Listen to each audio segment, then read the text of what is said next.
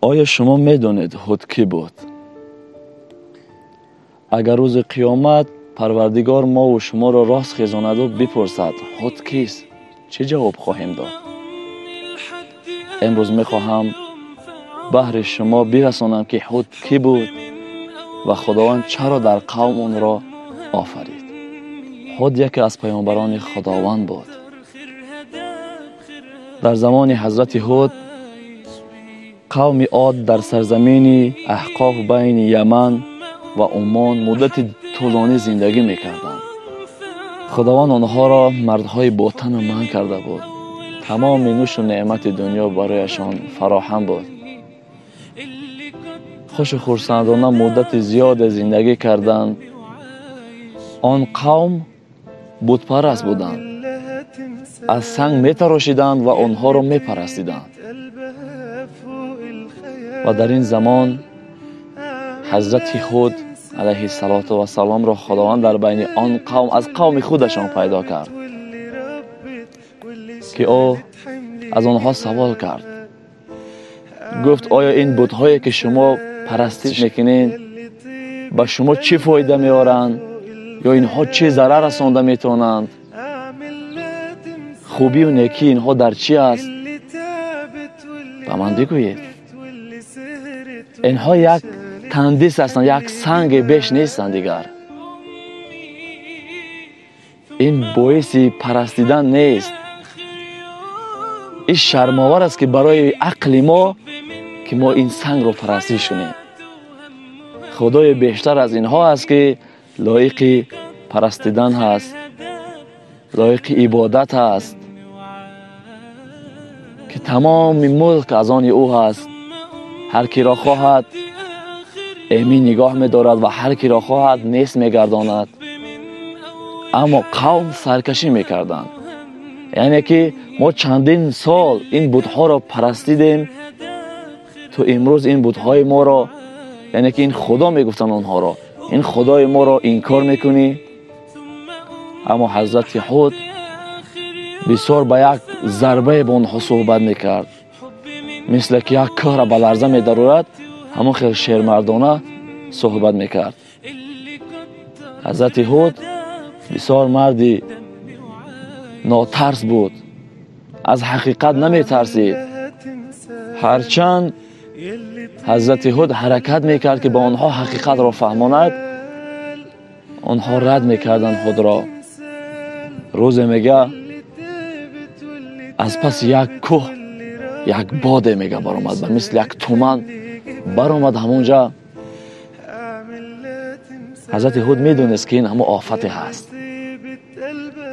اینها فکر کردند که یک ابر هست، شاید که باران بارد. لحظه نگذشت که آن باد با اندازه اوج گرفت و حرکت به سوی این قوم کرد. قوم از ترس همه میگه گریختند، داخل خانه ها شدند. یعنی که از باد خود را ایمی نگاه داشتند که این باد به آنها ضرر نرساند. میگه باد خم شد و چی در زمین رگی که بود با خود گرفت. در آسمان میگه وقتی که تا میداد، وقتی که میگه باد خود را در آسمان گرفت و حرکت به سوی این قوم کرد. این قوم از این باد امین بودن، یعنی در داخل خانه ها پنهان بودند. میگه اون رگ هایی که با خود، سنگایی که با خود گرفته بود، زده داخل همه خانه شد. همه را میگه هر یک سنچیلی که با آنها میرسید اونها را به هلاکت میرساند. یعنی که سرکشی از فرمان هود کردند. خداوند همین آفت با آنها داد. قومی که حضرت هود را باور کردند و نزد او آمدند، او را قبول کردند، در نزد حضرت هود این منزلت را نگاه میکردند که چگونه آن باد قوم را هلاک کرده ایستاده است. اونها از این باد امین نگاه داشتند خود را در نزد حضرت هود و باقی مانده همه را خداوند به هلاکت رسانید.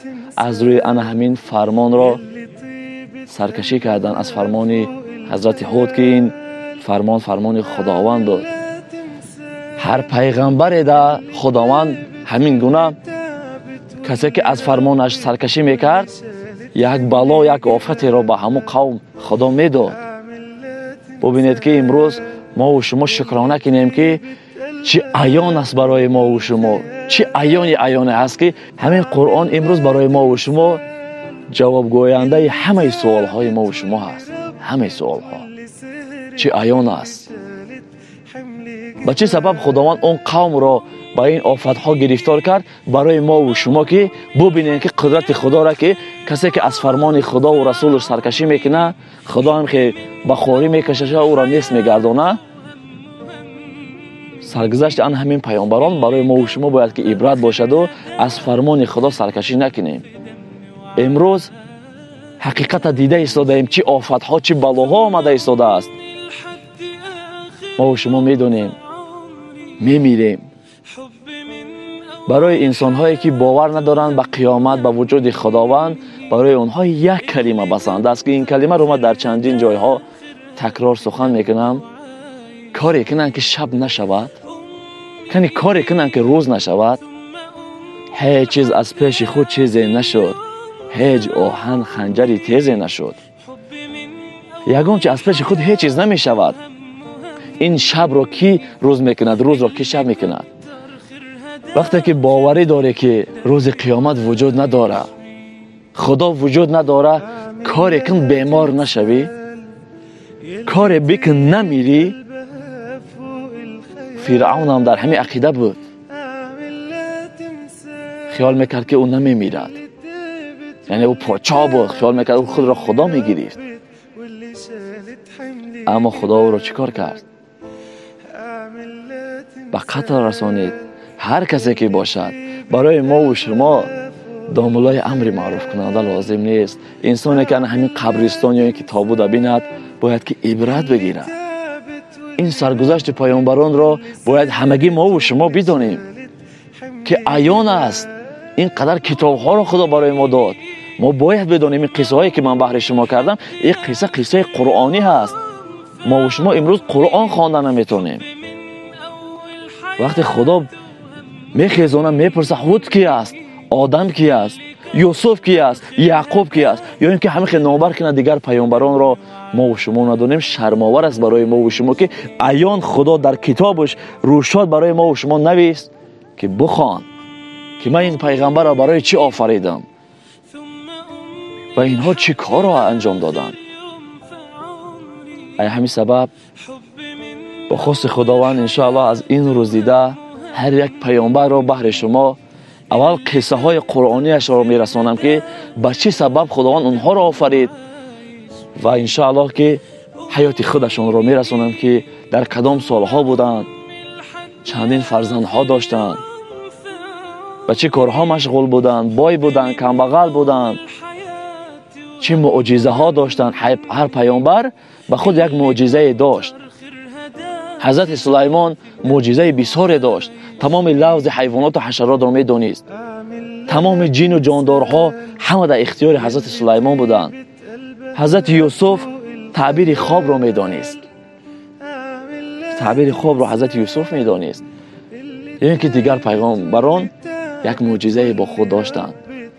حضرت عیسی مرده را زنده میکرد. من انشاءالله با خواست خداوند هر یک پیامبر را از این روز دیده بهر شما میرسونم. اول قصه های قرآنیشان را، بعدا انشاءالله که از حیات خودشان. خداوند نگهبانتان باشد. این هم بود قصه امروزه ما در یکی از پیامبران با نام هود علیه السلام.